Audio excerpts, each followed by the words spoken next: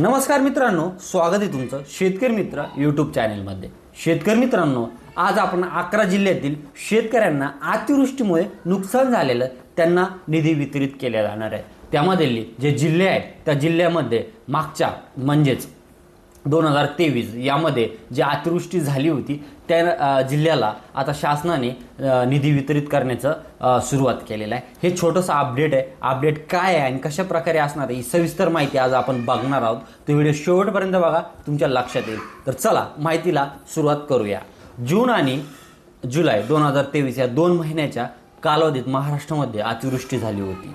तसेच अतिवृष्टी बाधित झालेल्या शेतकऱ्यांना पूर परिस्थितीमध्ये शेती पिकाचं नुकसान भरपाई मदत देण्यासाठी राज्य आपत्ती प्रतिसाद निधीतून 1071 कोटी रुपयाचा निधी मंजूर करण्यात आला आहे। मित्रांनो, या मदतीसाठी चक्रीवादळ, पूर इत्यादी नैसर्गिक आपत्तीसाठी केंद्र सरकारने ठरवून दिलेल्या अटी आणि नियमाचं पालन केलं जाईल। तसंच या राज्य शासनाच्या अंतर्गत जाहीर केलेल्या नैसर्गिक आपत्ती असल्यास विभागात 24 तासात 65 मिमीपेक्षा जास्त पावसाची नोंद झाली असून विभागातील गावामध्ये 33% जास्त शेती पिकाचं नुकसान झालं असेल तर यांना हा निधी मिळतो। आता यातली यादी बघूयात। यामध्ये येतो अमरावती, अकोला, यवतमाळ, बुलढाणा, वाशिम, जालना, परभणी, हिंगोली, नांदेड, लातूर, बीड या 11 जिल्ह्यातील 14,09,318 शेतकऱ्यांना अतिवृष्टीमुळे झालेल्या नुकसानीची भरपाई देण्यात येणार आहे। या शेतकरी बांधव भगिनींना या खात्यात ही मदत महाडीबीटी म्हणजेच डीबीटीद्वारे